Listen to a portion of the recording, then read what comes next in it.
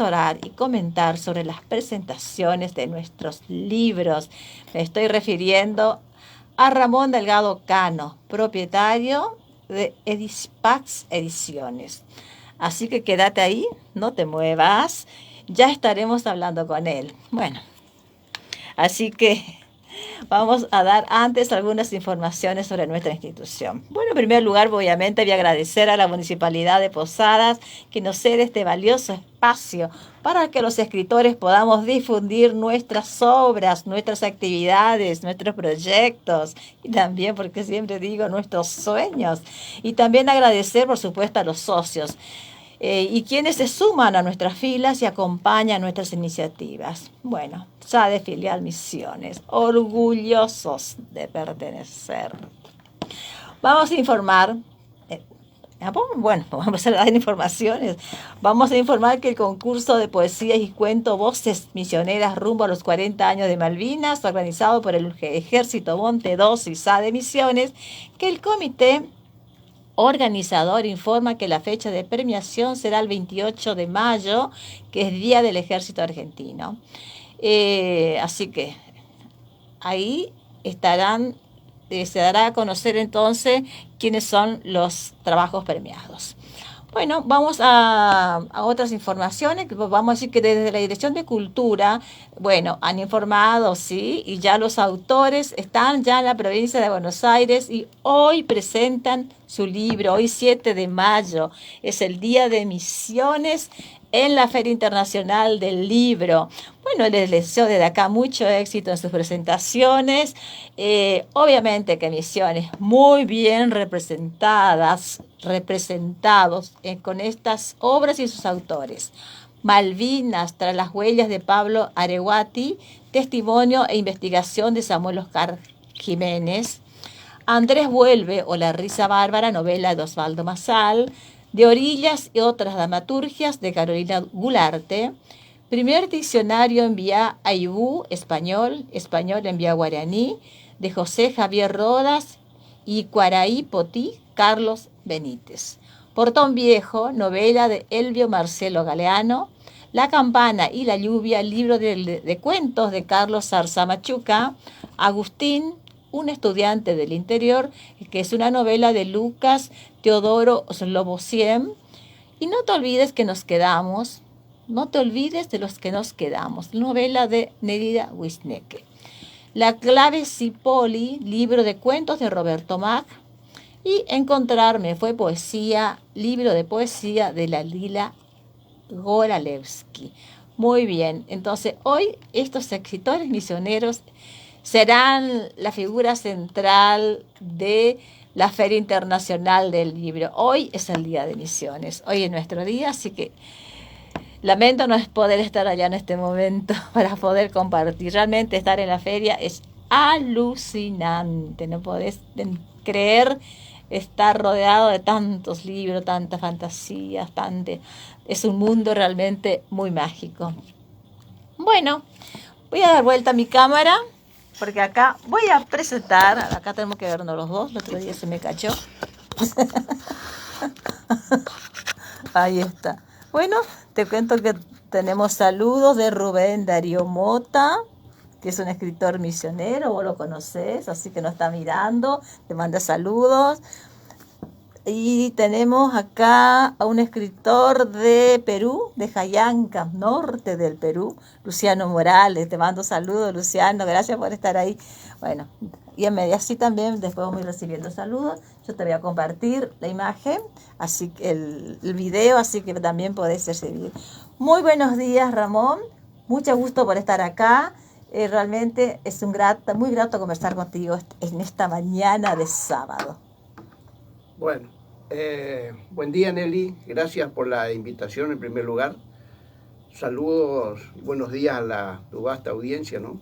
En este espacio tan importante para la literatura y que mucha gente está esperando seguramente este momento para tener noticias de la actividad literaria misionera. Estamos hablando de la Feria del Libro. Sí. La verdad que es muy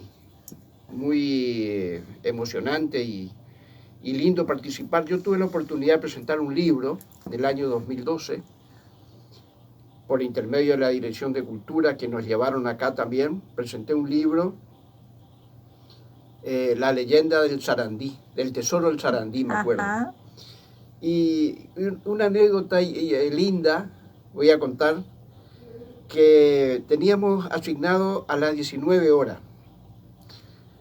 en una sala, y estábamos en el stand de emisión y no había casi nadie.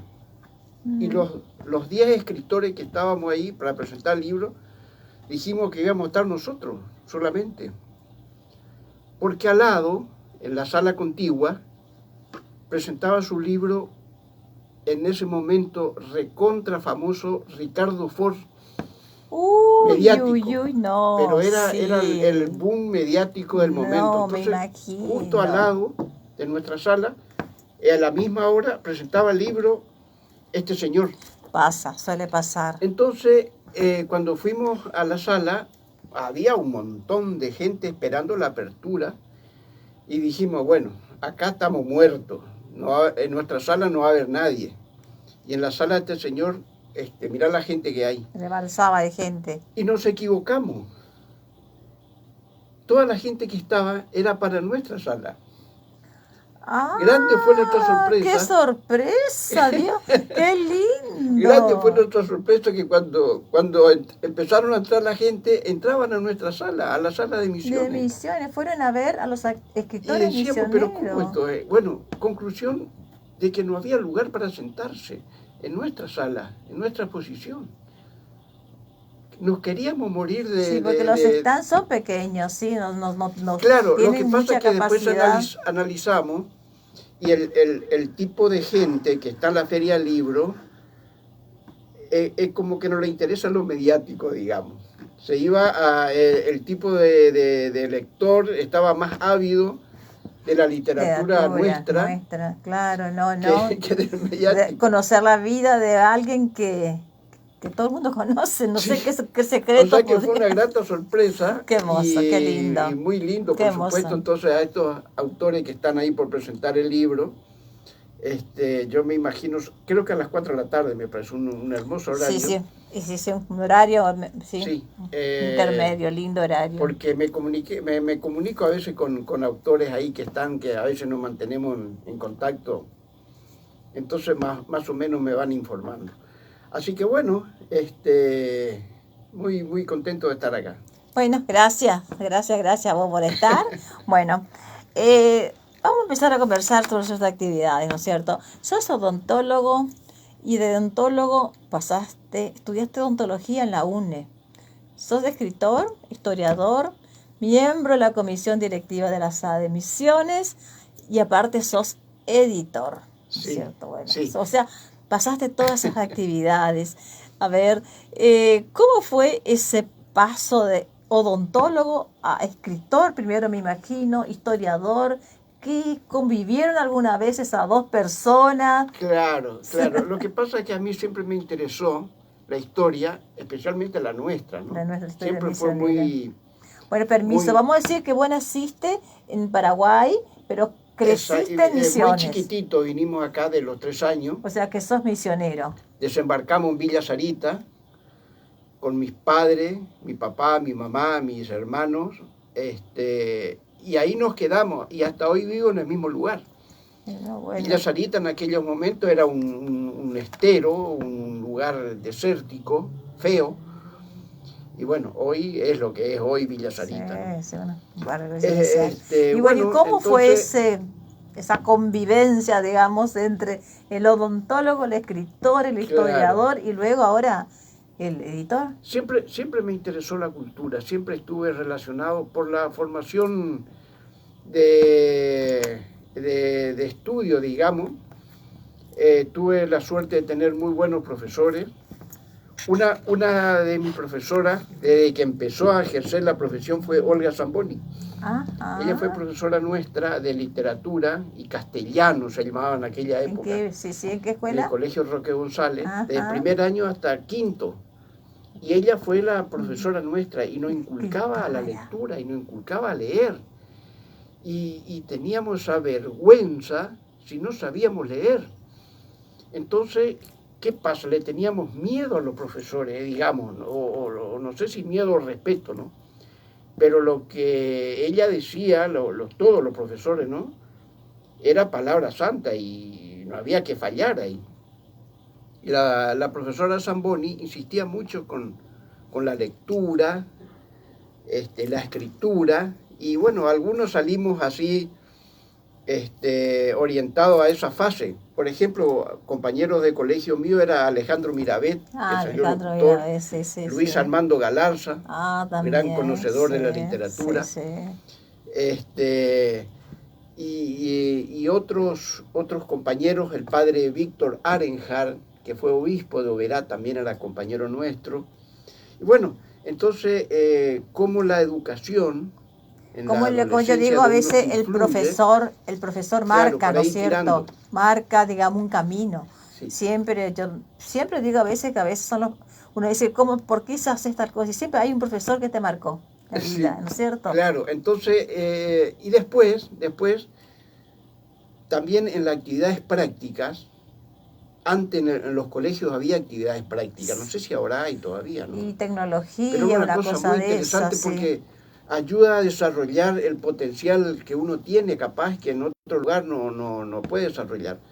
Yo me acuerdo que ahí comencé a desarrollar mi actividad de encuadernador, Mira porque vos. una de mis facetas también es encuadernar libros y encuadernar tesis, actas, y hago muchos trabajos para el Poder Judicial, para las universidades, no solamente de Posadas, de Misiones, sino que para Córdoba, Buenos Aires, Asunción, Paraguay. Ajá. Y esas habilidades de hobby, el hobby se transformó después en una actividad. Un trabajo. Sí, un trabajo seguramente, o no sé si se llama trabajo, porque la verdad que nunca trabajé en este sentido. Todo lo que hice, Lo hiciste con siempre hice gusto, con alegría y con amor. Entonces, para mí y no bueno, era un trabajar trabajo. con alegría y trabajar con amor es el mejor trabajo. Claro, no fue un trabajo para mí, igual que la odontología, 30 años, 40 años de De odontólogo. odontólogo. Me retiré hace 2 años y que me dedico a hacer estas cosas. Y bueno, así que de ahí salió la beta y después por los amigos que uno tiene, ¿no? Uno se relaciona con amigos de la cultura. Soy amigo de casi todos los. No sé, no hay quien no te conozca acá en Posadas. Y en Pero Misiones. amigos, digamos, no conocidos, sino que amigos, sí. digamos. Se Compartimos cultiva mucho hasta la ahora, amistad, ¿no es cierto? A través de... desde muy jóvenes. Sí. Tal es así, que en mi casa es una casa donde nos juntamos siempre a hablar de cultura, ¿no?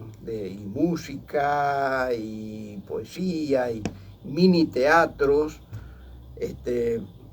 bueno, casi una vez por mes. La pandemia nos cortó todo también. También, sí. Pero ahora comenzamos otra vez un poquito, pero con cierto temor, no es que de a poquito, no es lo mismo. Es ¿no? que bueno, de a poco Pero uno bueno, va normalizando un poco la vida de uno, ¿no? Después de esta pandemia. Ramón, ¿cuáles son tus obras literarias? ¿Sos historiador? ¿Te dedicas, aparte de investigar, publicar lo que investigás? Sí. Y aparte escribís Claro. cuentos, digamos... Y bueno, también me hice un poco editor, en el sentido de que publicar los libros no es tan fácil, no es muy fácil. Primero que hay que encontrar el editor específico. La relación del editor con el autor pasa más bien por una confianza, digamos. Nunca edité muchos libros, nunca firmé un contrato con alguien, nunca hice un contrato escrito, digamos. Sí. Porque a la hora de la verdad, eso como que no sirve, ¿no es cierto? Porque el autor deposita toda su confianza en el editor. Y el editor es el responsable del producto final. Casi nunca el editor cumple las expectativas del autor. El autor está esperando más y tiene un temor de cómo va a salir ese libro. Entonces tiene tiene una expectativa que casi nunca se cumple con lo que él está pensando. El editor también tiene un terror al editar un libro. No se imaginan el autor, el miedo que tiene el editor del producto final de ese libro. Bueno, y vamos a aclarar, a ver, ¿qué es un editor y en qué momento de tu vida, digamos, decidís, digamos, hacerte editor?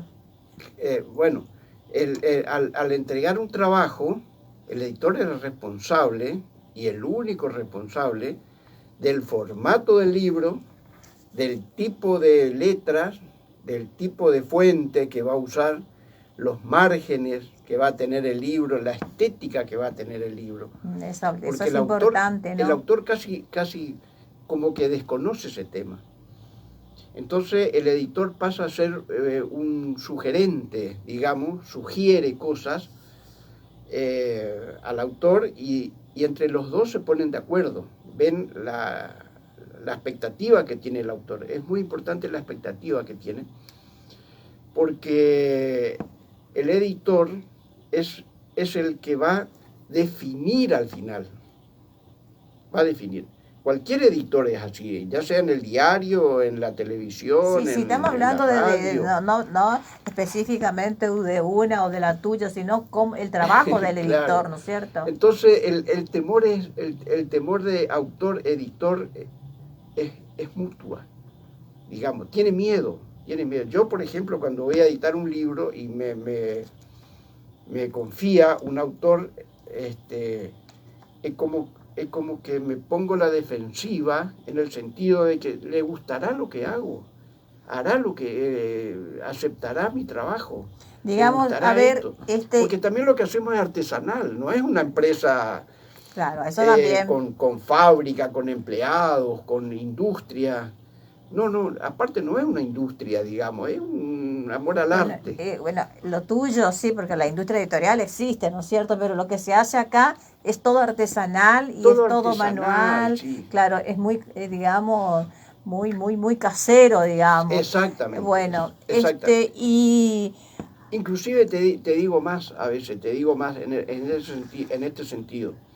A veces el editor, por ejemplo, tiene que conocer bastante de gramática, tiene que conocer bastante de verbos, tiene que conocer bastante de correcciones ortográficas, porque el autor entrega a veces... Justamente de eso te quería preguntar. Hay que corregir eso.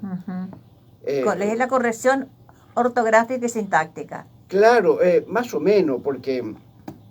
una anécdota, sí, García Márquez leía la vez pasada que cuando hace un libro tiene 10 correctores. Un especialista en verbo, un especialista en ortografía, un especialista en tiempos. Tiempos verbales. Ahí se escribe en tiempo presente, tiempo pasado, tiempo futuro. Bueno, son empresas editoriales. Nosotros hacemos todo artesanalmente. Y sale lo que sale, ¿no? No, y por ahí salen algunos, ¿no es cierto? Sí, pasó y le pasar. Incluso aceptan, yo creo que aceptado. Claro, yo por ejemplo, antes de llevar hasta ahora no publiqué ninguna por ninguna editorial, siempre fue así también, como vos decís, de forma muy artesanal. Leo y leo y digo, a veces ya no encuentro un error.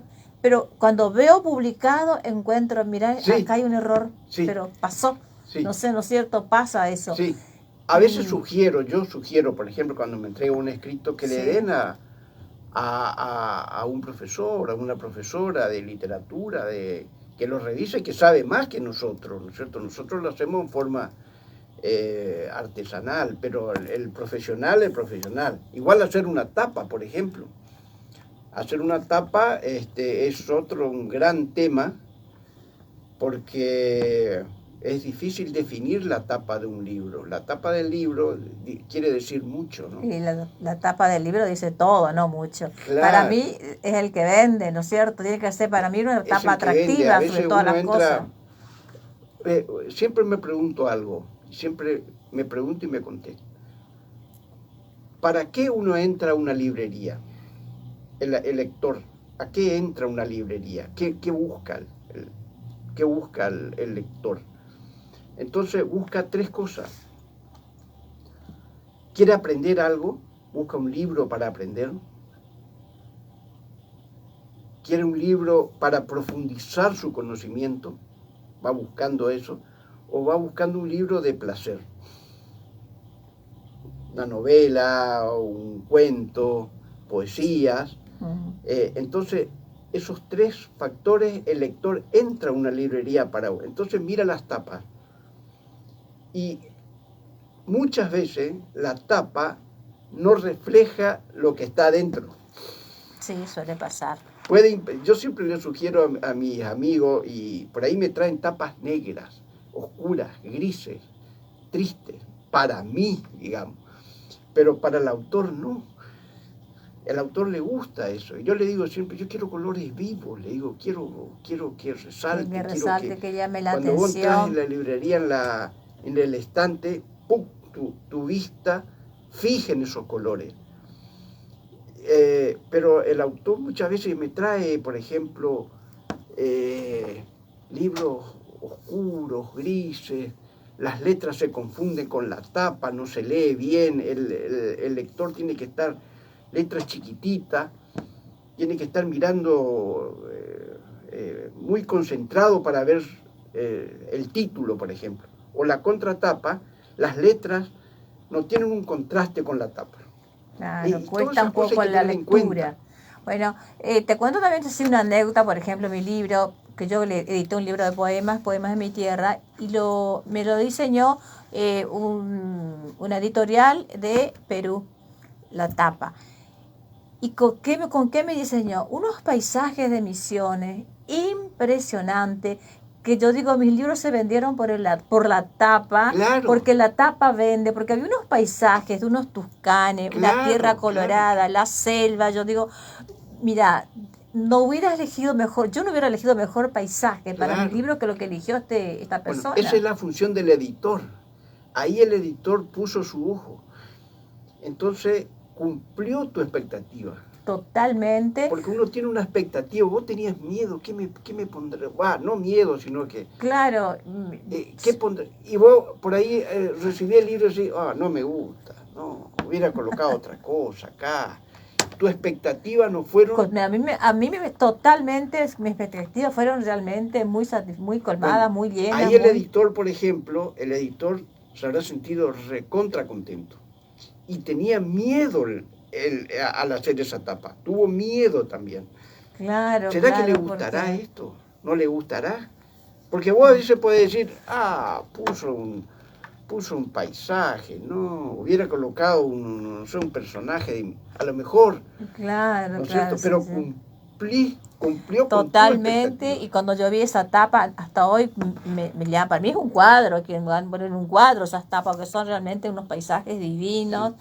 Bueno, digamos que aparte de la corrección ortográfica que ya me dijiste que solés aconsejar y solés mirar mucho antes de publicar, también haces otro tipo de correcciones o aconsejar al escritor, por ejemplo, digamos, sobre la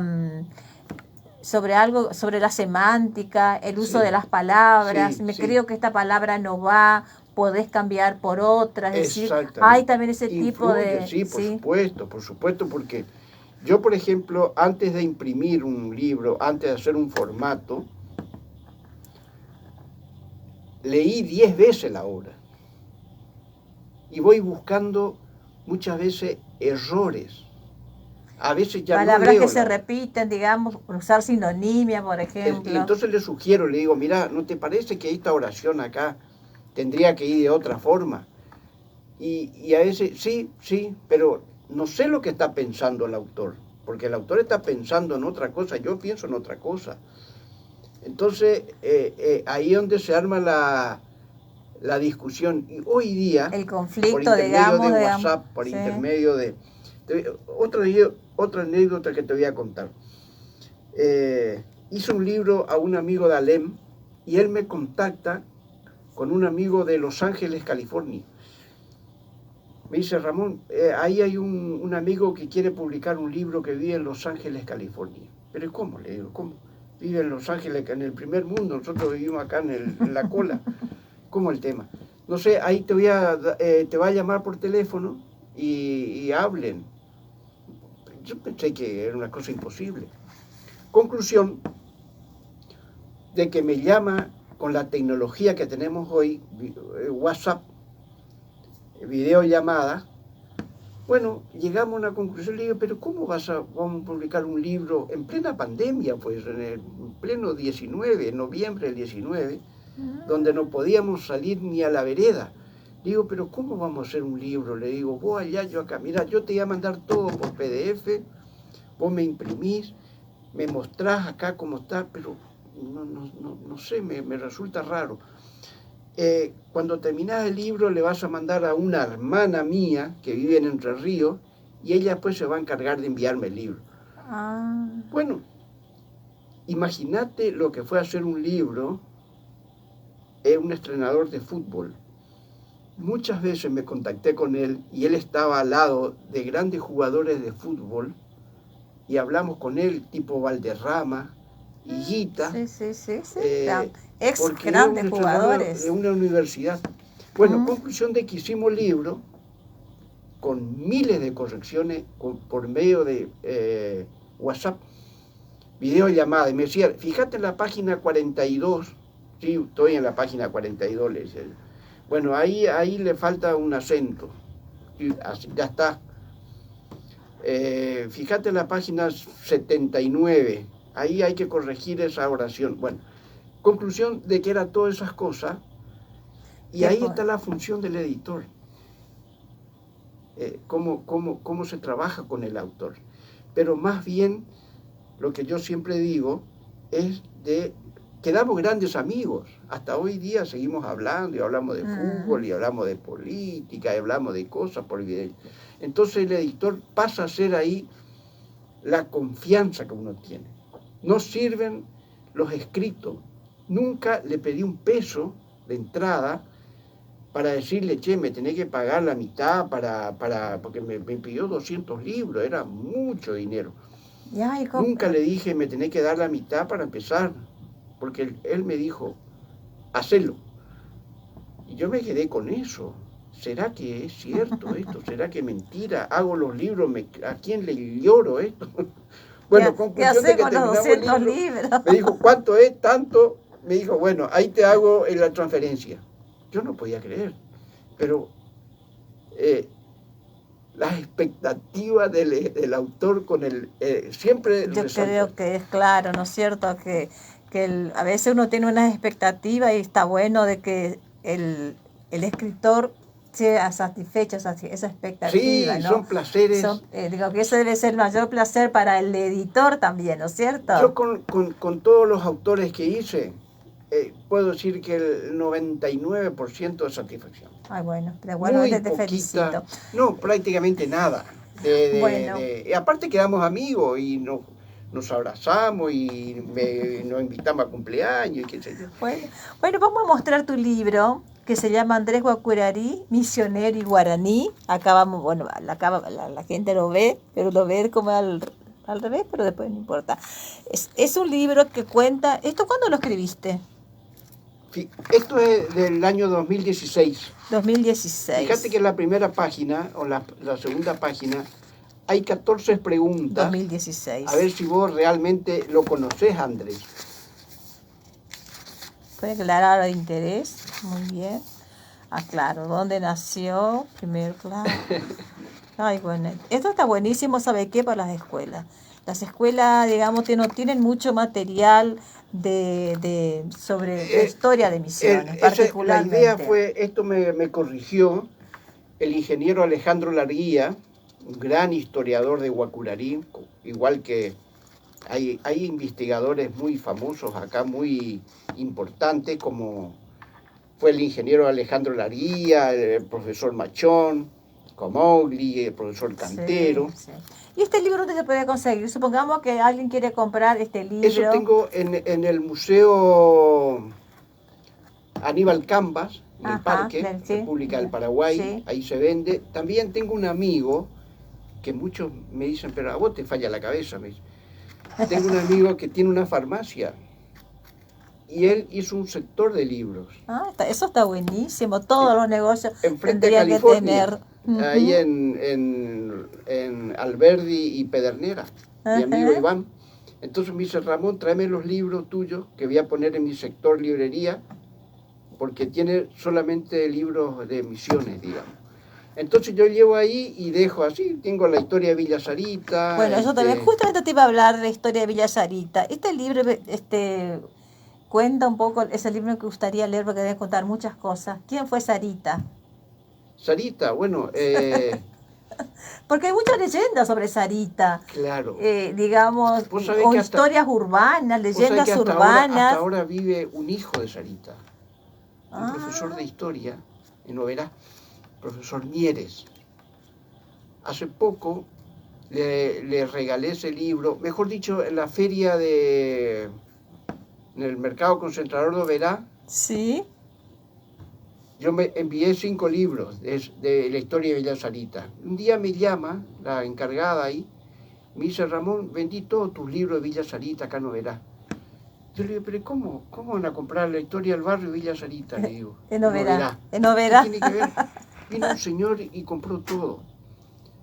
Qué raro, le digo. Bueno, a los 4 o 5 días suena el teléfono, mi teléfono.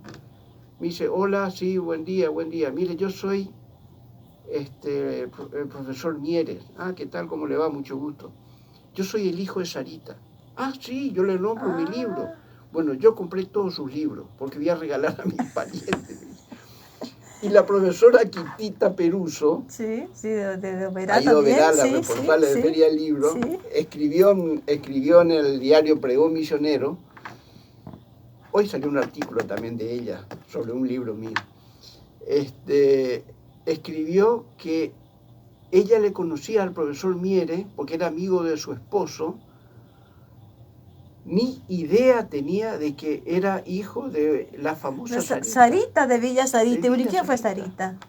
Sarita fue la hija de un gran comerciante de la época de apellido Omar, José Omar.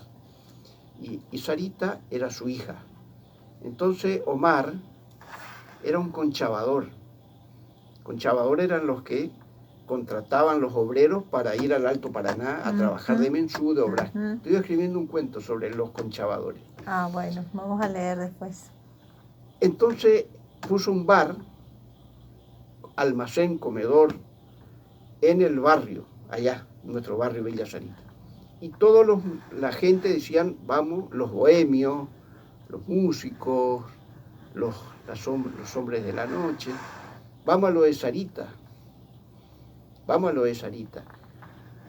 Entonces una investigación que hice, que Sarita no era como lo pintan, porque lo pintan como una mujer casquivana, qué sé yo. Bueno, sí, por eso te digo, hay muchas leyendas urbanas que han surgido. Era una señora muy instruida, muy llamativa, grande.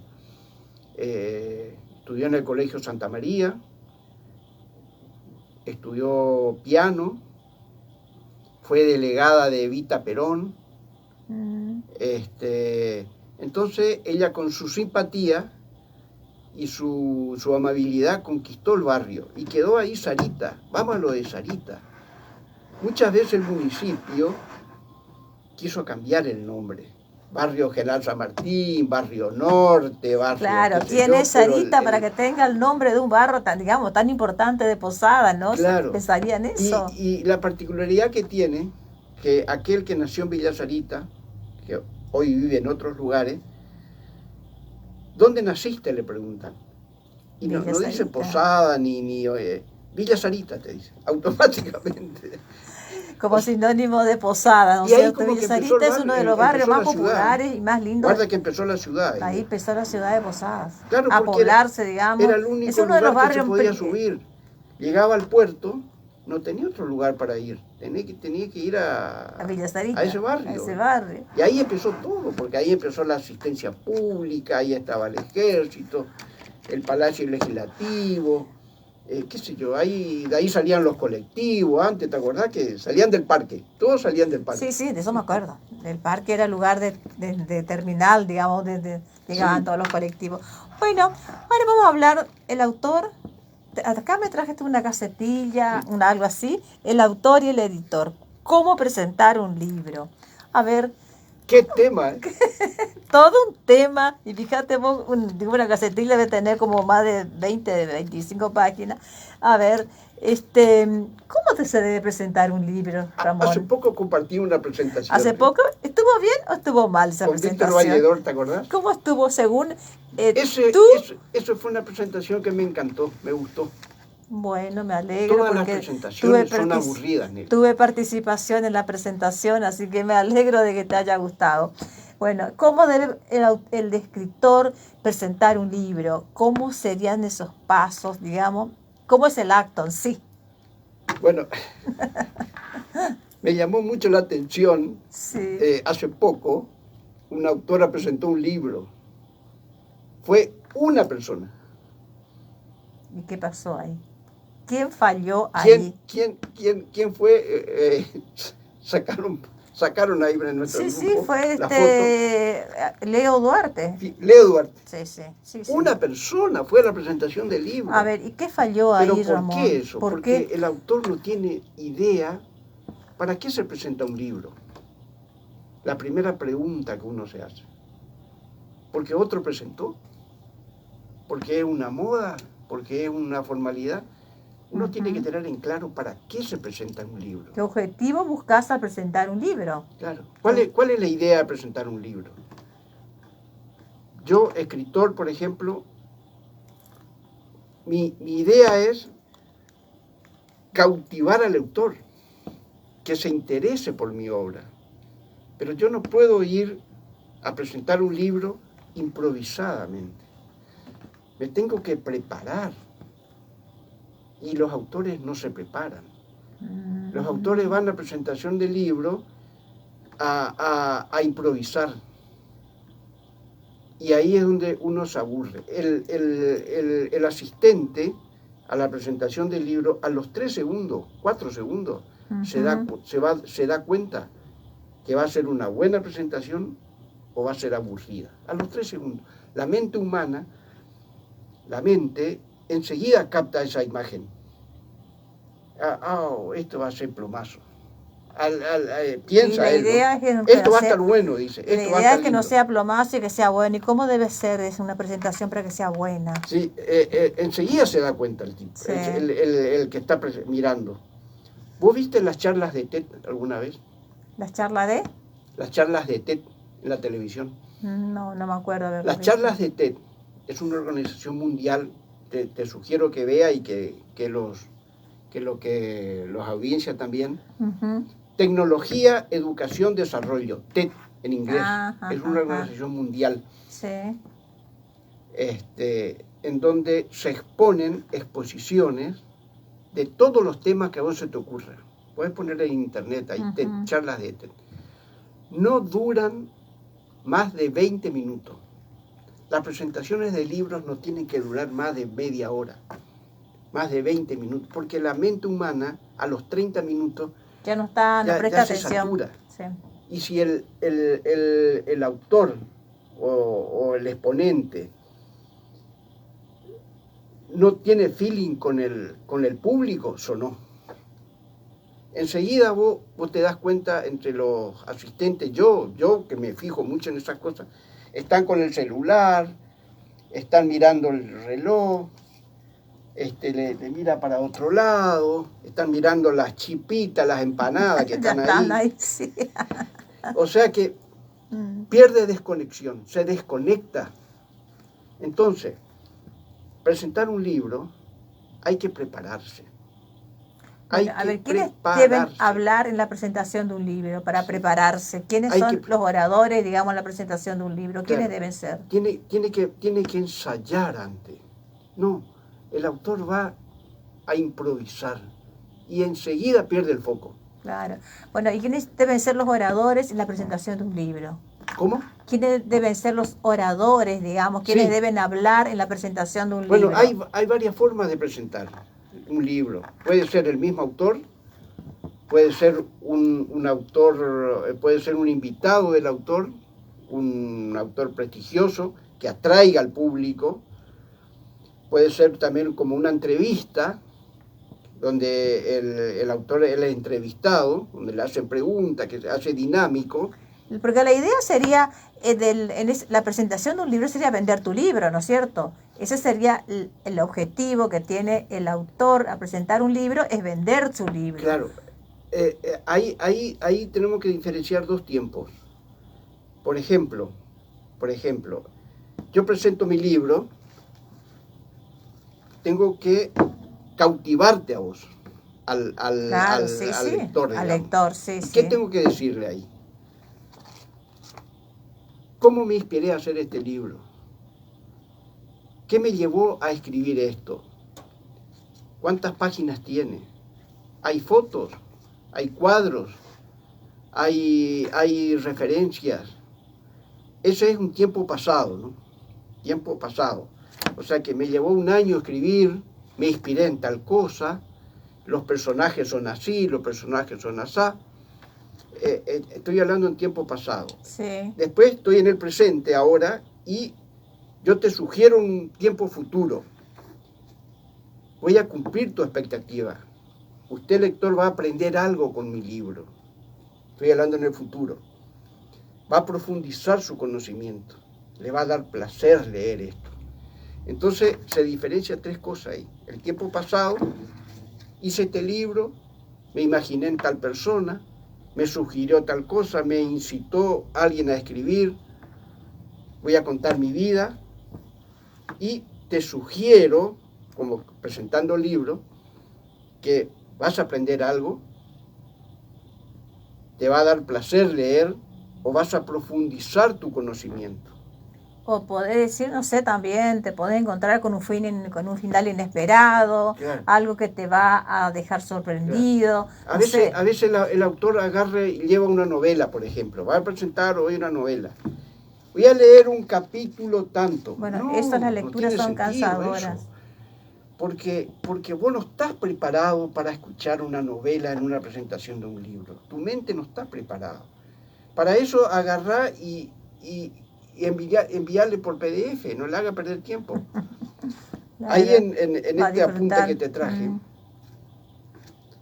hay una cita. Vamos a mostrar acá dice, porque vamos a leer esto otro día. Sí. Supongamos que te aparezca un genio de una lámpara y te dice, ¿qué quieres que hagas con esos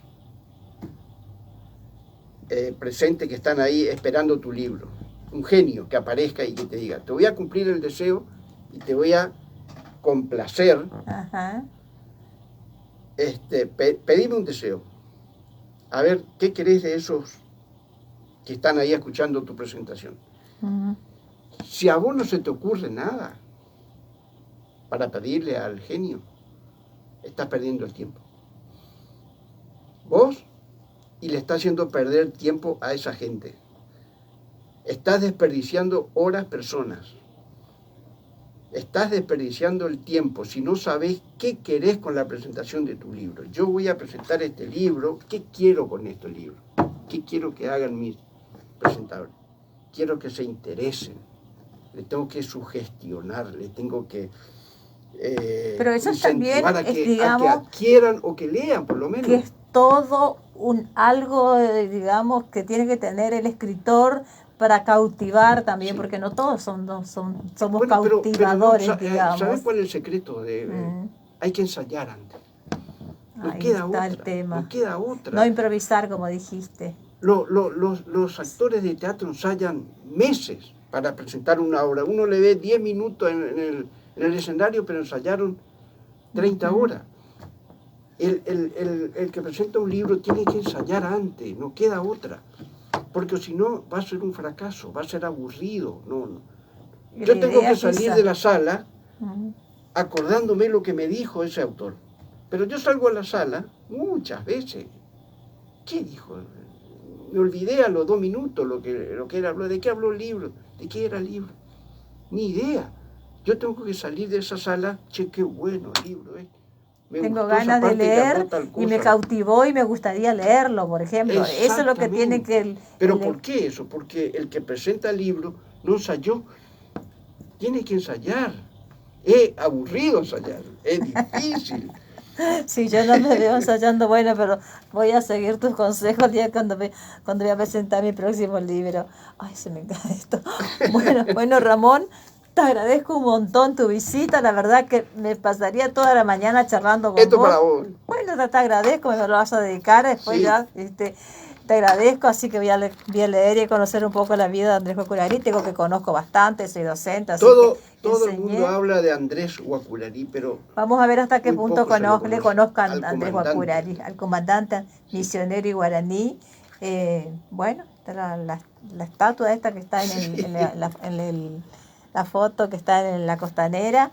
Bueno, la verdad que te agradezco un montón que hayas venido, que me hayas contado cosas así importantes sobre cómo se presenta un libro, las editoriales, porque es todo un tema para el escritor, porque ves, digo, yo terminé mi libro y ahora ¿qué hago? Busco un editor y ¿qué hago? ¿Cómo presento? Bueno, es todo un camino. Una vez que presenté mi libro, ¿a dónde llevo? ¿Quién me va a vender? ¿Cómo hago? Es decir, el único responsable del éxito de la presentación de un libro es el autor. Es el autor, ahí está claro. Tenés que invitar gente, tenés que preocuparte, moverte. No es que vos decís, mañana presento el libro y te olvidás. O publicar en las redes sociales, mañana publicaré mi libro. Recontra conocido, claro. Autor, ¿no? No, yo creo que las invitaciones pero tenés personales. Que con correo, con mail, teléfono. Amigos, conocidos, escritores, claro, gente que vos sabés que va a ir. Otro punto importante, pasado la fecha, llamarle por teléfono, así como se molestó para ir a escucharte, agarrar un WhatsApp o el teléfono ahí. Gracias por haber asistido a mi presentación, qué sé yo, una cosa así. Pero hay que ser agradecido, porque él perdió su valioso tiempo a ir a escucharte. Otro tema importante. Pero a veces yo no sé, digo, bueno, vamos a hablar del horario. Donde tiene que presentar, no puede presentar en cualquier lugar. A ver, ¿cuáles serían los horarios adecuados para presentar un libro, por ejemplo? Los mejores días es miércoles y jueves. Miércoles y jueves. Los viernes casi no elijas porque la gente tiene cosas que hacer. Tiene cumpleaños, tiene que salir acá, tiene que reunión con amigos, qué sé yo. Ni intente un viernes de tarde, va a ser un fracaso. Va a ser un fracaso. Pero miércoles, jueves, 7 horas, 19 horas. Tampoco puede ser las 4 de la tarde. No. O las 10 de la mañana. ¿Quién va a ir ahí? Nadie. Entonces hay que tener en cuenta, esta señora que fue uno solo, fue un lunes a las 10 de la mañana, me parece. ¿Quién puede ir a esa hora? ¿Quién le habrá aconsejado que haga eso? Que no sea lejos. Nos presenta un libro allá, qué sé yo, en un local, no sé, lejísimo. Los alrededores, en el centro, si es posible, donde la gente está y todo tratar de tiene invitar toda mano. gente, tus parientes seguro. Pero personalmente, llamarle por teléfono, mandarlo, cuando te invita a la presentación de un libro, después los 2 o 3 días, después se olvida. Vos le invitaste hace 2 semanas atrás, después se olvidó. Claro, sí. Invitarle. Pero después agradecerle, hay que agradecer. Bueno, eso por es haber importante asistido a esa reunión. Tener en cuenta. No dejar así. Sí. Bueno, muchísimas gracias. Bueno, de esta manera entonces estamos finalizando este micro radial de la SADE, que ya dejó de ser un micro, les cuento que ya vamos por la hora. Bueno, voy a agradecer a todos los amigos oyentes de Radio Municipal, de la 95.1, por haber estado ahí, por haber escuchado. Bueno, muchas gracias y hasta el próximo sábado, si Dios quiere. Muchas gracias. Chau, chau. Bueno, también vamos a agradecer a los amigos del... Pasó rápido. Vamos a agradecer... Pero vos que sos investigadora y que te gusta esas charlas de TED. Voy a leer, voy a escuchar. ¿Sabes cómo se aprende? Belén asistió una vez a las charlas de TED de La Plata. Es mundial, es un ente mundial. No sé si tenés internet ahí. Pero Sí, no, pues ya voy a bueno, después entregar mira, acá, sí. después buscar. Sí. A vos te va a recontra interesar y va a ser muy lindo para tu programa. Sí. Pon el tema que quieras, no sé, lo que se te ocurra, ¿viste? Y hay expositores ahí, hablan. Igual cuando abusan de los PowerPoint, por ejemplo. Ah, sí, otro tema. Estas charlas de TED te aceptan 3 slides y dejate embromar. Bueno, tengo todavía acá el Raúl Novao, muchos te manda salud, así que tenemos amigos acá que nos estuvieron mirando. Voy a agradecer a toda la gente que nos estuvieron mirando. Yo te lo voy a compartir a tu red, así vos podés mirarlo también. Así que ¿Tenés una virome? sí, ya te paso. Bueno, voy a despedirme entonces de nuestros amigos hasta el próximo sábado, si Dios quiere.